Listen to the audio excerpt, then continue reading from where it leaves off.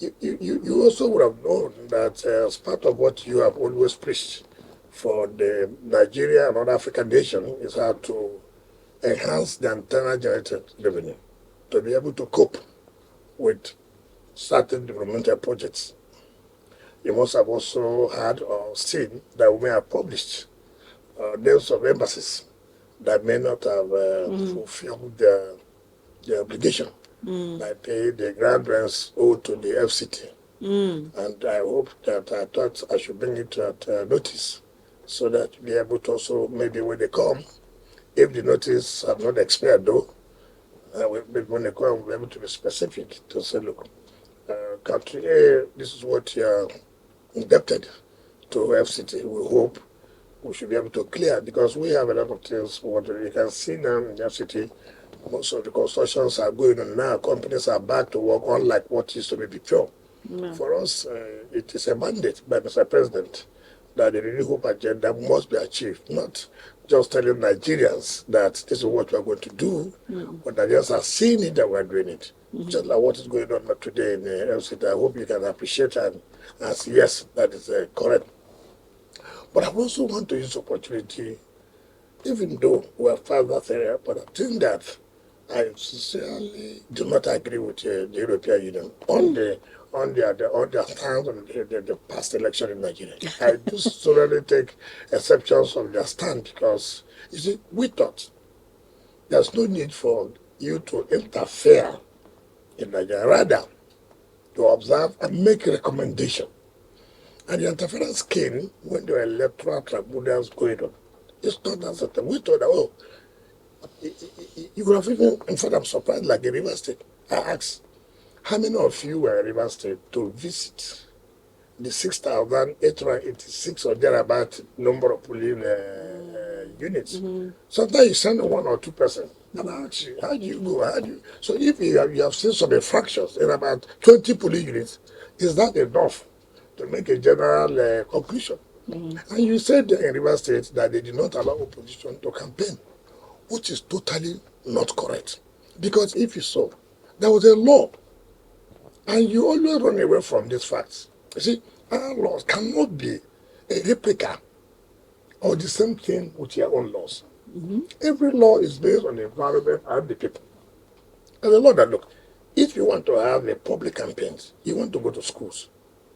If you destroy certain things in the school, who will replace it? Government will replace it. And therefore, you pay a certain deposit so that if there's any destruction, government will use that fund to repair. And you did not look at that area. All the judge looked, that they did not allow opposition to campaign, which is not correct. I just want to put that because that was, as a sitting governor, you are trying to indict me of not having, not allowing to have a free democratic process. That is not correct at all. But I felt I should bring it to that. For me, that's not the issue. For us here is how will you support us to grow? How will you support our economy to grow? What are your contributions to make us economically viable? These are the realities of ground in order to also have impactful life on our citizens. That is what I think the relationship, more or less, should be. But I will be glad if we meet with the member states of your union. Absolutely. And they will be able to have specifically areas of interest tied to the member states of region. But frankly speaking, it is our desire, it is our hope that we have a more robust relationship that will benefit the two parties. Thank you. I know that it is hard. It is time. The time I had in Nigeria. But again, when a country is under this kind of situation, you take decisions that may not be too palatable with everybody. But it's a decision these are decisions that are required for the survival of the nation in the long run. So we believe that part of what you should also do is to look at the situation in Nigeria. What are the short-term decisions that you think that government may take that will improve, and long-term decisions, and then try to liaise with government It's very, very important. So, like I said, you're welcome. Like I said, we'll partner together. Like I said, we'll have a robustful relationship. Thank you. Welcome to FCT. Thank you. And thank you very much. Can I react? Yes, you can react. Can I start from the report that you mentioned? Yes. That was the report. It was not my report. It was not the report of the European Union, but was the report of the European Union Election Observation Mission. That was an independent observation mission deployed by the European Union at the request of the Nigerian government. So I cannot comment on it because on their findings, because it's not really. But let me tell you that actually the purpose of that mission, as of many other missions, the European Union now just deployed an observation mission in Liberia, it deployed an observation mission in Sierra Leone, it deployed an observation mission, because actually the European Union is maybe the main organization in the world. And the objective is really to assess the process against international agreements, international treaties signed and ratified by Nigeria, but also against Nigerian law. In no way the purpose is to say whether the elections are legitimate or not, because that's not the purpose. And the purpose, as you said, is actually to analyze the process and offer recommendations. And this is what actually the mission did. They offered, if I'm not mistaken, it's 26 recommendations. That's the part of the report that I know best, for a very simple reason, because now I have the task, together with my team, to work with our Nigerian partners to see to what extent we can provide technical assistance, expertise, to address those issues on which I think we can all agree. Can I mention one of this that is very close to my heart? Okay. Women participations in politics, for example, or other, let's say, issues. We have a very good cooperation with INEC. We never stopped cooperating with INEC. And we already have an agreement with Professor Yakubu to continue our cooperation, also on the basis of the recommendation provided not only by the European observers, but by all observers. And this is something that the European Union has been doing since 1999. And I'm personally convinced that those recommendations, together with the recommendations of other observer missions, have helped strengthen Nigerian democracy. And from our side, we know how important Nigeria is and how important Nigerian democracy is, the largest democracy in Africa, especially against the current backdrop, the backdrop of the current situation in West Africa. So we know that Nigeria in that is an important model, and we want to continue working together. On the other areas of cooperation, let me reassure you that I hope what we are already doing is concrete. And I hope that if we meet with my colleagues and also my team, we will be able to explain what we are doing. We are more and more refocusing our cooperation towards agriculture. As you said and I said, Nigeria has a great potential in terms of diversification of its economy, and agriculture is a key sector in that regard. So that's why we are working through our cooperation programs to try to help develop and support some key value chains. Maybe we are not doing this in the FCT. We are working mostly in the north, in the northwest, and in some of the surrounding of the neighbor states of Nigeria, for example, Jos. We are working a lot towards energy transition through renewables. We are supporting, I think it's 10 or 12 states in developing mini grids system. So we have so many things that we are trying to do, exactly to try to do as much as possible, to help and do as much as possible what you said. What can we do that can have an impact on the life of the people, but also what can be done by partners to help Nigeria develop its economy and create jobs. On investments, as I said, through the mapping, to the study that we have just concluded, we found out that actually we are, I cannot say the first, the second, or the third investor, but quite an important investor in Nigeria with 300 companies. And we will share with you because we have some findings also about the number of jobs created. But that's not enough. And as I said, we are convinced that the way to go is exactly to follow the priorities of the new administration, which is really to develop Nigeria economic potential, to diversify the economy, to develop trade. I mean, Europe is your neighbor. I think it's natural for Nigeria. It's more natural to trade with Europe than to trade with others, right? And we also are very much interested. So as I said, the meeting and the delegation that is coming next week, on top of this, we have, of course, peace and security. It's in our interest that the region and Nigeria are strong and stable, because otherwise, the impact will also be on us. Trade and investment, very much. And as I mentioned, energy and other issues. So concerning the plan of ABUJA, I'm sure that with member states, we can complement each other. And if you have interest, for example, in establishing partnerships with cities or regions in Europe, the best way to go is actually through on issues that may be of interest to you, like waste management, you mentioned tourism, etc.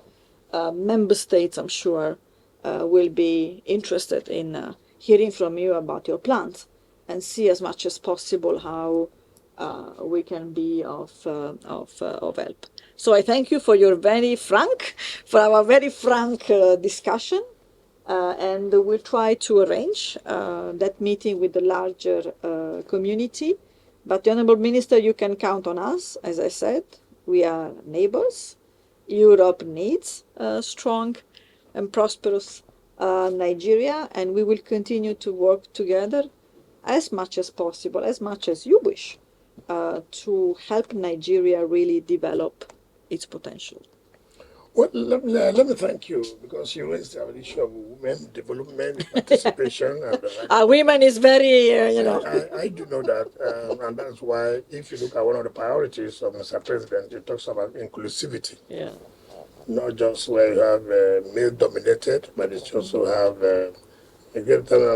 much more number of women who are participating, not only in terms of federality, but also from the states down to the federal. You can see more women are participating. Yeah. And also know that the first lady, with the wife of the president, is also championing the development of women in terms of participating in governance. And that is why when I came here, there was no department, there was no secretariat that deals with women development. And so, and I know Mr. President will approve it to create the establishment of women development in FCT, which was never there. No, there was no such, the secretary that would say this is devoted to women, and I felt that was wrong. And to let you know that it is because the present government attaches so much importance of women, and that's why we're thinking that they should establish here. Now, you also talk about agriculture and the rest generally, Yeah. but I have always wondered. Yeah. You see, you talk about how the economy of Nigeria grow. What do we do for job creation? But what I've always wondered is, one, take for example, the NFCT. Now, if member country A, who is very good in agriculture, and then comes to FCT, we want to partner with FCT, and they say, look, how do we partner? And the FCT said, look, we have large land. Yeah. We're able to, as part of our own equity, we are willing to give such land out, and then you are ready to take one or two cultural areas, and not just doing that, but also let's have a chain that in terms of processing. Yeah. I think, for example, you talk about Jos. If you go to Jos, like very arable land, very good weather, and then just can produce a lot of fruits, that's orange or mango or apple, as the case may be. Now, you've not been able to say, Plateau State, can we partner with you and having a large-scale farm where we are going to set up all these foods at the same time in processing, so that we reduce our foreign exchange of importing fruit juice, importing all kinds of things. Absolutely. That will also create employment, and then that will also reduce our foreign exchange Absolutely. the demand. These are the kind of things I would like. It's not just merely something that will not have so much impact. You know, we can give you okay, $2 million. And it's yes, it's good, but of what effect, impact can it create? So I also know too, it's also your own economic advantage that you not allow us to get this, so that we continue to import everything from your area. So these are the realistic things that we cannot run away from. Yeah. I do know that, because if in this partnership we are talking about, and we have been able to identify in which state has this partnership helped in terms of creation of job, in terms of improving the economy of that state. I just want to know, for me, I'm a practical person. I want to see results, and I believe that when we meet, we'll be able to tell ourselves the simple truth, what we need in order to make us move forward, in order to help the economy to grow, in order to create employment. I think that is the basic thing Absolutely. for us. That is Absolutely. the basic thing for us. Absolutely. I appreciate when I see the invitation and the conference we are having, and I want to attend to it, and then also these Thank you. these member countries, the member states of the EU, coming so we can have With a pleasure. roundtable discussion. With pleasure. Thank you But very I want much. to reassure you, because what we are doing as European Union, but also with member states, of course, maybe at a scale that the country is also what it is. It's actually to identify value chains. We as European Union, we are supporting a few value chains. We are supporting tomato value chain. We are supporting the dairy sector, and member states are doing the same. So we will be happy to share with you what we are doing. And actually, last week we had a senior official visit in preparation for the big delegation that is coming next week, and we had a very important discussion with the Honorable Minister of Trade, where we really went through, what to do also to help Nigerian products to be sold in the European market. So we had exactly these discussions. What are the value chains that we can help develop, but also how can we help Nigerian products to respond to the standards that are necessary to export to foreign markets. The European market, our single market, is a market of 400 million consumers. It's a very difficult market in terms of quality standards, but it is also true that if you export to Europe, you can export everywhere in the world. So we discussed with the Ministry of Trade how we can also help understand our standards and develop our standards. So, and again, I hope we are confident that the meeting we will have next week, we will be able to go through all these issues and see together what are the actions that we can, undertake to go exactly in the direction that you wish. So the invitation for the meeting will have to come from the government and not from us. But of course, we will be more than happy. And for my colleagues, they are also involved on a bilateral basis in some of these sectors. For example, Netherlands is a very strong country on agriculture and food processing. They are also active on supporting some value chains. In JOS, Netherlands, for example, is very active. Other countries, Denmark, France, among others, are supporting the dairy sector. I attended together with former Governor Arufai in Kaduna. I think it was September. No, when was it? June.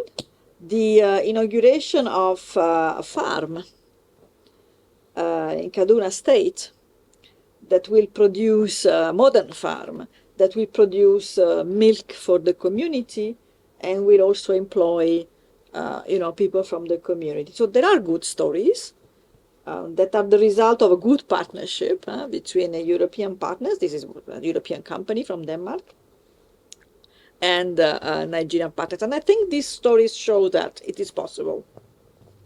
And it's our wish to multiply, that positive stories, and to also show potential investors that despite the challenges, this is a country that is worth considering for business. So, but let's continue our conversation together with my colleague. This visit was just my first one, and I really would like to thank you, and through you thank the ministry for the good support that we receive here as citizens of FCT. Thank you so much. Thank you very much. My pleasure. Thank you.